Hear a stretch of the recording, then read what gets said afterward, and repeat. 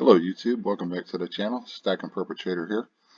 In this video, I'm going to give my thoughts on places where you store your precious metals or even your numismatic collection. You hear a lot of channels. They store some in their safe. They talk about, well, they store it off site. There's been a couple channels say they store it in a off site in a storage, one of those rental storage places. Some people put it in their safe deposit box. And then there's also the topic of whether the government can seize and take all your precious metals back. So I want to discuss this a little bit, particularly one case. I'm going to bring up my Google search. I Google searched. Come on. I Google searched this FBI private safe deposit boxes raided in California, or as I like to call it, California. Excuse me. The one headline here was, and this goes back to September 19th of 2021. The U.S. private vault shut down its business in a Beverly Hills strip mall in late March after federal agents, that would be the FBI, seized the contents of its safety deposit boxes during a 5-day search. Now basically, like at U.S. private vaults, this was the place that was raided and it was permanently closed down. The links here are all out of order, but basically the main reason they went in to raid them is because they had evidence that the owners of the business were money laundering and something to do with drugs and all that. You can click some of these links if you do the search and read more about it. Sorry, I'm not going to get a whole lot into it as far as that, but they wound up pleading guilty to money laundering and everything. But what happened was the FBI wound up, once they started opening, they were supposed to, they went and got a warrant through the judge, the basics of it, and they told the judge they wanted to go in through the affidavit, they wanted to go in, they wanted to seize the business, they wanted to seize the I guess framework of the boxes, anything to do with the business. And the judge signed off on the warrant, but was explicit that they could not use anything in the personal safe deposit boxes. They could not, they were told they had to give that stuff back to the owners of the box, and anything they found could not be collected as evidence of anything else. That all had to be ignored.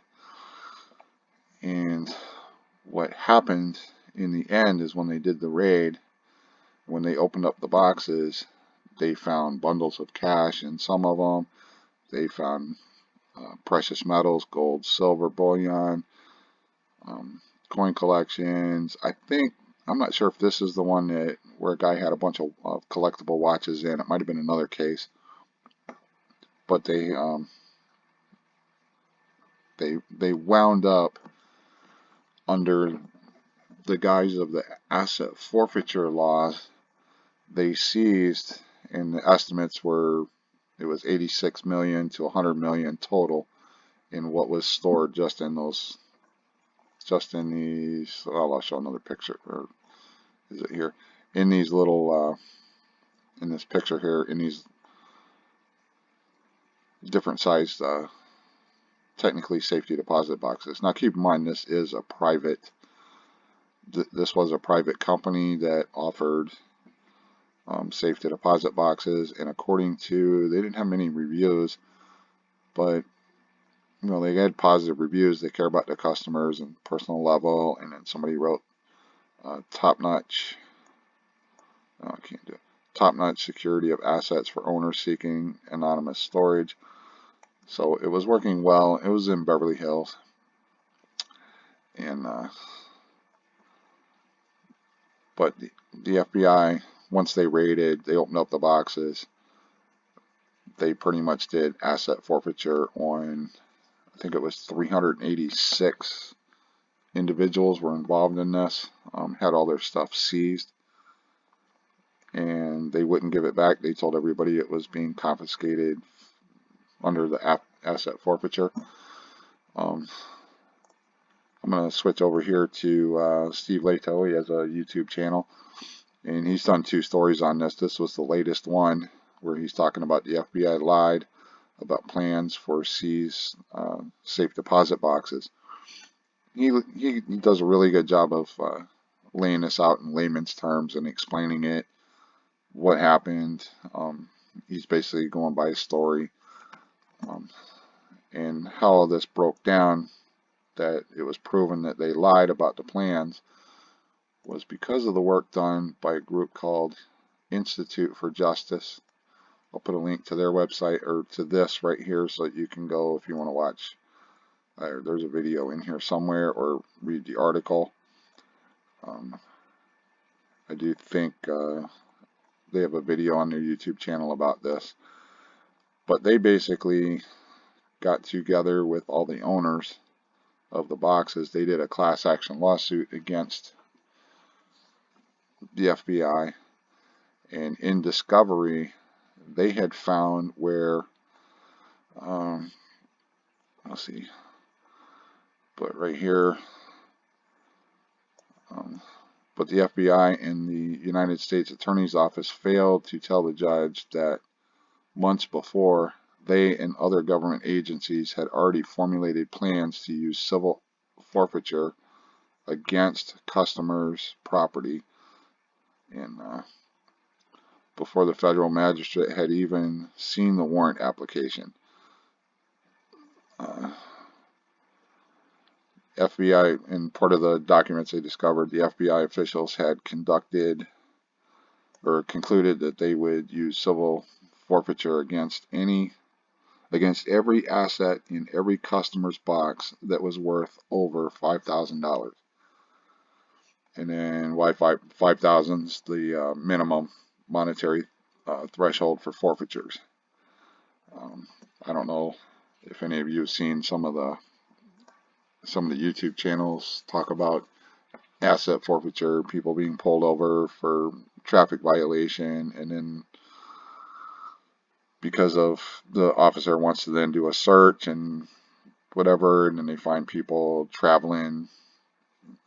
For example, there was one guy traveling from one state to another to start a new job. His dad gave him, I don't know, he wound up, I forget the amount of money, it was something like 40,000, and he gets pulled over, and because he's got 40,000 cash, the government, the whatever jurisdiction he was in, they seized his cash. And then when that happens, then it becomes you have to fight against the government to prove that your money wasn't used in some illegal manner in order to get it back. And the reason they get away with stealing the money, technically stealing the money under the guise of asset forfeiture, is because they know most people don't have the money to file the lawsuit to get their money back. So if it's 40,000, you may wind up spending 10,000 or so through a lawyer fighting to get your money back. And then there's things that they've said, well, when they realized the suit was coming up, or that the person was going to sue to try to get their money back, then they offered them, like, okay, well, we took 40,000, we'll give you 20,000 back, and just call it even.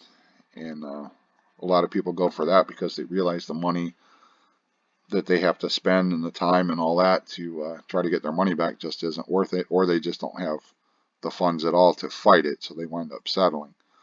And that's a money making for the government. So this is a little bit, the asset forfeiture thing is a little scary. But if you're using your if you're using an offsite, private business like this was for safety deposit box, know that your assets can be can be seized and tied up, and then, you know, these people go back to my search here. A judge blocks the FBI from keeping valuables seized from those, and then the court case, they have to give the money. They have to give the money back. So the Institute for Justice did a good job fighting the government on this on behalf of all these people. But this, I think, just came out a few days back. So if your stuff, if you were involved in this, you know, you're talking May of 2021, and now we're August of 2022, you know, it's taken that long to get your money back. Well, what if that was, you know, what if that caused you to, what if you had stuff in there tied up that you wanted to sell when gold was at its high, or when silver was at its, you know, when you could have got, you know, anywhere $28, $29, $30, $31 for your silver? What happens if your stuff was the government seized your stuff and you didn't have access to it? So I just want to point out, you might want to be a little leery of using a safety deposit box. Granted, this was a private company, and but you know, even if it's a bank, what happened with all the lockdowns we had and everything? What if your bank was closed and you needed to get in, and your bank, you know, say all the employees had the flu we can't talk about in the branch where your safety deposit box? What if that was closed down for a week, 2 weeks, 3 weeks, a month, or whatever? You know, you got to think about these things. I know most people wouldn't think of it, but then you get something like this case where they did seize everybody's stuff. They went outside the scope of what the judge that signed the warrant to take over, you know, to seize this building, and I forget what they call these areas right here, but basically the frameworks for the boxes, and the judge specifically told them they had to give everybody their stuff, make sure that everybody gets their stuff, and then the government says, well, we're keeping it anyways. So you got to be leery about that, you know. And then when you think about a regular bank, like I said, you know, what if the bank closes and you don't have access to get in? You know, I'm not sure if this was I don't know if you had 24-hour access to get to your safety deposit box in this private business, like some places like this do postal service, where these are actually, you get your mail here. I think some of those are, you know, you can get in to get to your box 24/7. But, you know, if you're in a bank safety deposit box, you might want to do some serious thinking about what you're doing. You know, personally, I don't care. I mean, you store it. I don't want to know where everybody's storing their stuff. If you want to get a shovel and dig up in the woods somewhere and hide your stuff there, hey, by all means do that.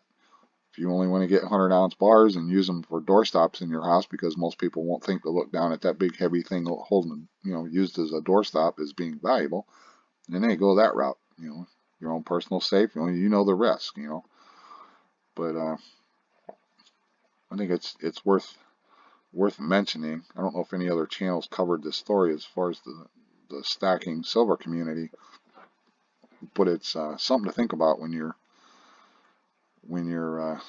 deciding where to store your valuables and everything. I know people talk about splitting up their stack, and some of it's at, you know, some of it's with them, some of it's somewhere else, some of it's at a friend, some of it's at their parents' house or other family members or whatever. You know, whatever strategy you use to protect yourself, you know, that's you, but put some thought into it. You know, I've heard people say that they have not a place like this, but just a regular private storage facility. You know, you go in, you got a lock on there, you take your lock off, roll up the door, and store your stuff. There's people that say they store it that way, but keep in mind that your storage facility could be raided and have your your metal seized and cause you all kinds of aggravation. So that's what I'm just trying to say is just put some thought into it. If you think the government can't seize your gold and silver, well, here's a case where they did seize it. Fortunately, everybody got their stuff back, but you know they can and will seize it if they feel like it. So just throwing that out there. Let me know your comments down below. Like I said, I will leave links to the Institute of Justice so you can read up on what happened. I'll leave a link to Steve Lato's channel. He does, like I said, he does an awesome job of laying this out of what's happening, and you know, and he lays it out in, breaks down the legal terms and why they did such a thing, certain things and what happened. Really good channel.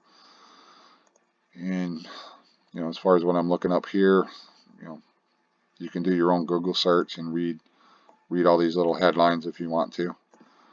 But like I said, leave me your thoughts down below. Let me know what you think. You don't have to tell me how you store your stuff. Just let me know what you think about here and what the government did. And I'll see you on another one.